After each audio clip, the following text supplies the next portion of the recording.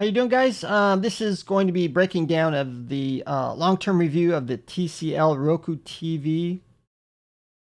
Using it a long period of time. I've had it probably I think 3 years, something like that, 2 or 3 years, maybe longer, maybe four. I can't remember. Now, I don't got the exact model. I know it's a 32-inch 720p. Um, Now there are many good things about this, and I still like it a lot. I love the Roku interface. That's the best interface I've ever used, even Apple TV or anything out there. It gets updated on a regular basis, including the Roku TV operating system and the apps as well. So that's a great thing to see. I love their enhanced remote. You can get for 20 bucks. Gives you voice search. 95% of the time, it finds what I use my voice for. Sometimes, if it's a complicated word or the pronunciation isn't clear, it won't pick it up, or it'll put something totally different. But I rarely find that happens unless it's something very complicated wording or something like that. Very well, it's well worth it getting the enhanced remote. Plus, another thing with the remote is it works wirelessly, so you don't actually have to point it at the TV, which I find you don't have to use point of sight. In fact, I can have the sensor covered and the IR sensor, and it would still work, which is great.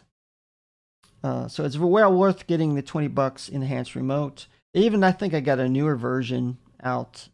Well, more expensive, but that's another topic altogether. The bad things, there are some bad things, definitely. For instance, the blacks aren't very good.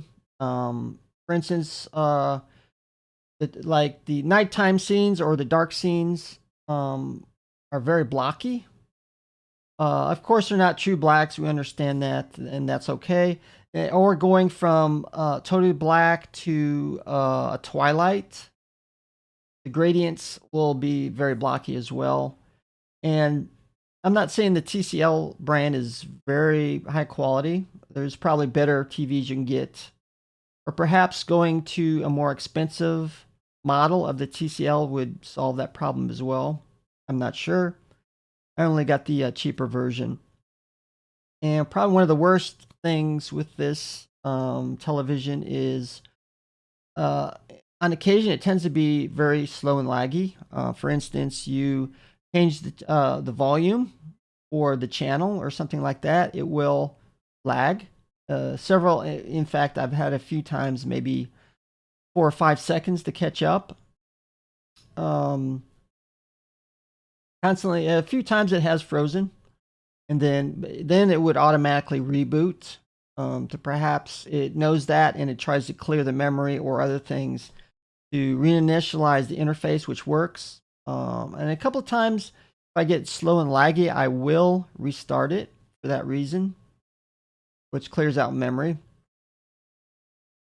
And it's not just me either.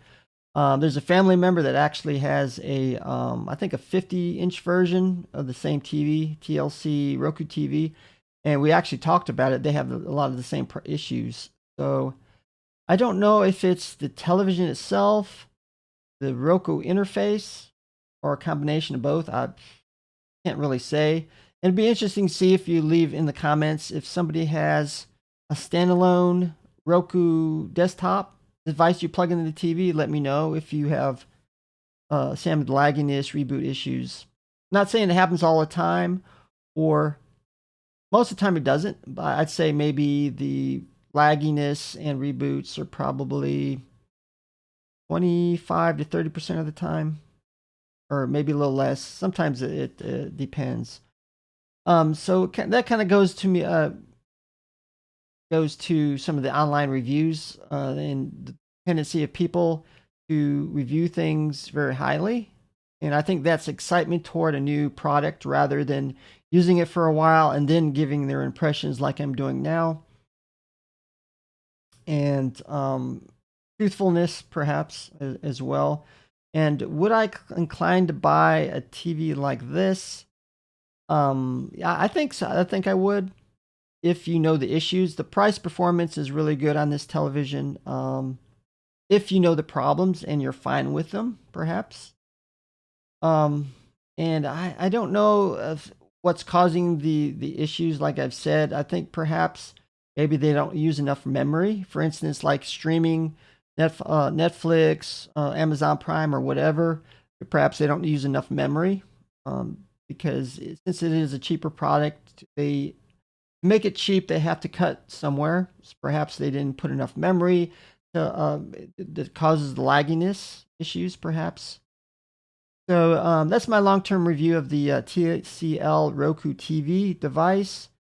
Um, I still like it. Love the Roku interface. So do your research before buying any product and decide for yourself, obviously. So thanks for watching and see you guys later.